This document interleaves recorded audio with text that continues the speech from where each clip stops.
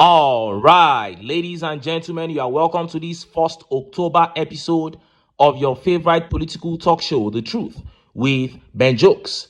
Nigeria turns 65 years old today, and on the streets of Nigeria, there is no sign of celebration. Instead, the people are pouring out their frustration and anger at the failure of a country that has the potential to give every one of us decent life. For many years, the people of this country have been crying for our resources to be properly utilized so we can have decent lives. But today, many Nigerians have gone from asking for decent lives to asking for just their lives. As we speak, sleeping and waking up has become luxury in many parts of Nigeria as a result of massive insecurity. What a shame. But I maintain that the redemption of this country lies with the people. If we can unite against the political class, we can put an end to this tragedy. Now, let us look at the top stories. First is that very shameful one coming from Aso Rock on Independence Day. And next is that big one coming from Southwest Nigeria.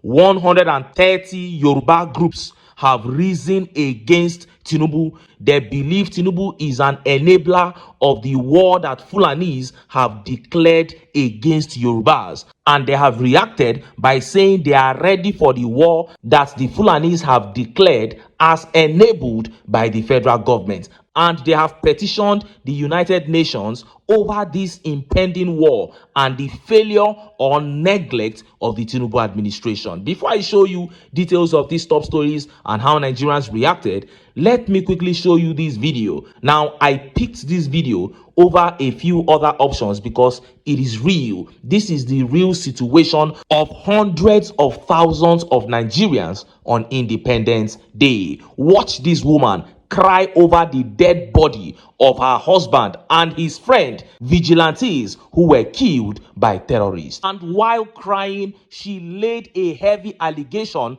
on the DSS. She said the DSS connived with the Fulanis to kill them. She spoke in Yoruba, but I'll tell you all she said after this video. Just take a look. Kwara! Wọ́n ti pa mí lọ́kọ̀ o. Bí ilé yẹn kámẹ́rà mi wo kámẹ́rà ara mi o. Ìjọba Kwara wọ́n ti pa mí lọ́kọ̀. Wọ́n ti pa mí lọ́kọ̀ o. Ìjọba Kwara àwọn DSS gbébọn fáwọn méjì aláwọn gbàbọn lọ́wọ́ àwọn ọdẹ Yorùbá. Wọ́n ti pọkọ mi o. Wọ́n ti pọkọ mi, ọkọ mi lọ lé ni o. Ọkọ mi bọ̀ wá lé ni o. Ọkọ mi dẹ́kẹrẹ ajé wọ́n fọ́ gíláàsì mọ́tò wọ́n pa àbúrò wọ́n pa ẹ̀gbọ́n. Wọ́n tún pọkọ àbúrò rẹ̀. Ìjọba Kwara àwọn méjìlá àti ìgbékùn olè èèyàn mẹ́rìnlá náà pa o. Ọdẹ bíi mẹ́wàá ti kú. Wọ́n sì ti gbé èèyàn lọ́gbọ́kọ àtìyàwó lọ. Ẹ rí mi báyìí o. Òkè ọdẹ la wà. Òkè ọdẹ ti tún tú lọ o. Stéṣọ̀ òkè ọdẹ la wà. Ọkàn àwọn ọlọ́pàá gùn balẹ̀ kò sí tágbà àwọn ká. Ẹ rí mi báyìí. Ọkọ mi mo jókòó tì. You saw that. She said, "Here am I, seated beside the body of my husband and his friend." He said, even the police have been completely overpowered. There is nothing they can do about the situation. Then she said, the DSS collected guns from the Yoruba vigilantes. You know, when we speak, some people will come and talk as if we don't love Nigeria. She said the DSS collected guns from Yoruba vigilantes because they realized that the vigilantes were defeating the headsmen and they were preventing them from gaining ground, from spreading, from capturing their homes. He said DSS came and collected weapons from Yoruba vigilantes and gave weapons to these headsmen, to these terrorists, allowing them to operate. She said since then, the attack became bigger, became worse. And these are the results they are seeing now. He said they were ambushed, car was snatched, that many have been kidnapped, many vigilantes are dead. This is happening right in Kwara State. And if you know Okeode, because Kwara State is a place that I have lived in, Okeode, Ifelodun local government and all those areas, I know them like the back of my palm. This terrorism is upon Southwest Nigeria now. I can guarantee you. So this is not time for propaganda. If you are watching, particularly if you are watching from the southwest, maybe you are in one of the capitals, you are in Ibadan, you are in Oshogbo, and all those places. If you don't follow the news, you may not know what is happening in the southwest. But I'm telling you that the Fulanis are taking over your region, and the federal government is supporting them. So many elders, Southwest elders, have come to realize that the federal government is backing Fulanis. I don't know why a man will sell out his own region because of power. I don't understand why, but that is the situation right now. And the only way to solve this problem is for us to unite and get the APC out of power. There is no other way, because the APC is the bulwark of terror in Nigeria. Nigerians, use your tongue to count your teeth. Now, let us look at the top stories. First is that shameful one coming out of Aso Rock on Independence Day. And next is that big one. 130 Yoruba groups have risen against Tinubu, against the federal government, and they have petitioned the United Nations over the impending war in southwest Nigeria. Let's start by taking that update coming out of Aso Rock on Independence Day. A very shameful one at this period that the nation is heavily attacked. Look at how the papers reported it. Amid rising killings, banditry, Tinubu says Nigeria winning war against insecurity. Amid worsening insecurity across the country, Bola Ahmed Tinubu has claimed that Nigeria is winning its war against banditry and kidnapping. He made the assertion during his Independence Day celebration speech on Wednesday morning.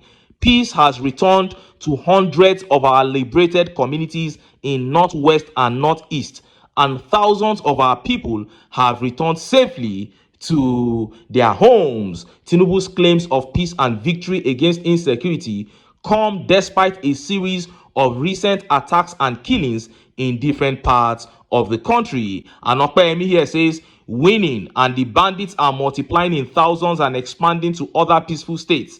Kwara used to be one of the most peaceful states in Nigeria, but no longer same. There is no single week we don't hear of banditry attacks. If not Kwara North, it will be Kwara South. And Murtala here says, easy to claim victory when neither you nor your family members face the bullets, abductions, or daily fear that ordinary Nigerians live with. And Adedamola Akoni here says, Agbalagba tó ń parọ́, irọ́ pọ̀ rẹpẹtẹ. He said, an old man that lies, an old man that is full of lies. Now, if Tinubu can come out and say that they are winning the war against terrorism, with all that is happening in Nigeria today, it only means one thing, or should I say two things. Number one, it means he doesn't care. Number two, it means those people are actually working for him. That means Nigerians are the terrorists and they are winning the war against us. That's what he means. Because in this Northwest that he spoke about, how many communities have surrendered to bandits? How many villages are paying money to bandits before they can go to their farms? Uncountable. And you are saying that you are winning the war. Now look at what is happening in southwest Nigeria, in Kwara State. And you have the effrontery to say you are winning the war. It means all these things that are happening is exactly how Tinubu wants them. So let nobody come and argue when we say that these people are the sponsors of terror in Nigeria. And just as Nigerians were yet reacting to that update from 130 Yoruba groups petitioning the United Nations on the war in Nigeria began making the rounds. Look at how the papers reported it. 130 Yoruba groups petition United Nations over impending genocide, one of terrorist invasion of southwest Nigeria. A coalition of 130 pan-Yoruba groups has petitioned the United Nations Secretary General Antonio Guterres, warning of an alleged plan by terrorist forces to wage war on the Yoruba people of Western Nigeria. In a letter signed by the Alliance for Yoruba Democratic Movement and sent to Guterres, the group said the September 17, 2025 killing of 15 people in Okeode community, Ifelodun local government area of Kwara State, was carried out by Fulani terrorists and should be seen as a prelude to a wider invasion of Yoruba territories.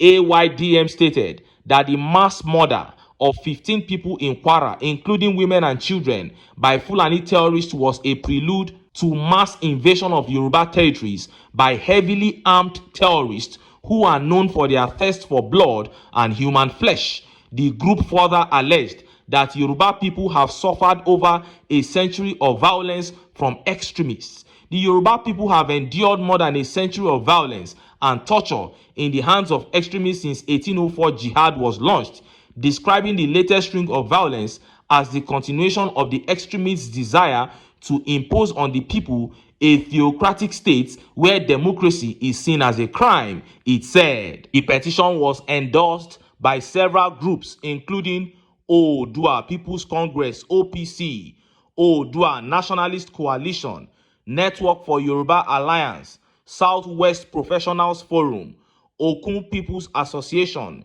Yoruba Artisans and Traders Association, and Kwara Indigenous People's League, among others. AYDM Secretary General Popoola Ajayi, who signed the petition, warned the US Secretary General, the time to act is nigh.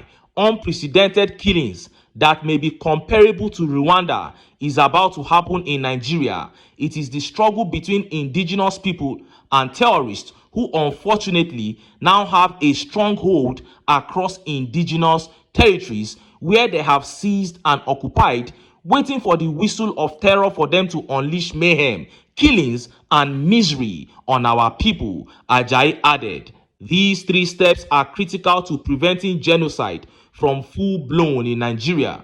If the UN fails to act now, Nigeria is certain to witness Africa's worst bloodbath. The UN will share in the blame if nothing is done at the right time, the groups stressed. The Yoruba people are peace-loving. We detest violence, but we are not going to watch helplessly the killing of our people by rogues and armed bandits, while the national and international authorities do nothing. The UN needs to be proactive. Genocide in Nigeria being planned by Fulani terrorists and their sponsors is a disaster waiting to happen. The Yoruba people do not want war, but we will not run away from defending our ancestral land with the last breath and the last drop of our blood. But there is an opportunity for the UN to prevent the war in the first place. And look at how Nigerians reacted. Let's take some of the tweet reactions. This tweet here by MB says, they are creeping in. If we continue like this, they will slowly take over. These people are not just killing senselessly. They have agendas. Something serious needs to be done to tackle insecurity. And the APC is solidly behind their agenda. I don't understand how a man will sell his own ethnic group out to Fulanis because of power. I don't understand. And this tweet here by Steve says, Yorubas should forget unnecessary politics and divorce Fulani Muslim terrorists and do the needful without petitioning anybody. Kwara is gone and other southwest states are shrinking day by day. This is the truth. It sounds harsh, but this is the truth. The Yorubas must put politics aside now. Forget about Tinubu. He's not for the Yorubas. And Ayomide here says, and Tinubu is from the southwest. His priority is only Lagos. Other southwestern states don't concern him. That is it. The man does not care. And you read what they said in the update there. He said they have taken over, the Fulanis have taken over strong holds, strong territories of the Yorubas. And they are just waiting for that, whistle of terror to be blown, attack. And they'll start going in. We'll be saying it like this now. It will be as if we are just talking. But I'm telling you, this is what these people are planning. Go to Benue State today and see what is happening. Many people are relocating, leaving Benue State, coming into Nasarawa State, coming into Abuja. And those in Nasarawa State may think that they are doing well. You are not doing well. They are coming to you too. They are rounding Nigeria. There is no safe place for anybody. They have rounded, they intend to go around the country and capture it for themselves. Now, it is good that they have written to the UN because the content of Their write-up has shown the severity of what is going on in the Southwest. But it is not the UN that will save Nigeria. They have their hands filled with serious things, serious nations. I think on this matter, we have to stand up for ourselves.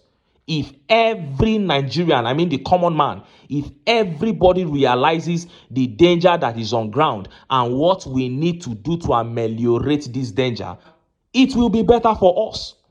If we stop lying to ourselves, stop deceiving ourselves, somebody will come on air and talk about NEL fund, student loan, say nonsense things like they built one flyover when a war is impending.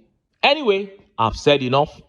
The APC remains the biggest allies of terrorists in Nigeria because they are the ones, the APC are the ones that have ensured that our military, our security forces don't destroy these attackers. Because if it was not for the APC, if we had a serious government in office, I keep saying it, within 6 months, insurgency will be a thing of the past. But if the APC continues in office beyond 2027, they will wreak havoc that even a decade of good leadership might not be able to undo. Anyway, make I leave am here. Make I still enter town. Make I go get some ogbonge political news wey una go like. Why? Because now because of una, now I dey here. So don't go away. Don't go away.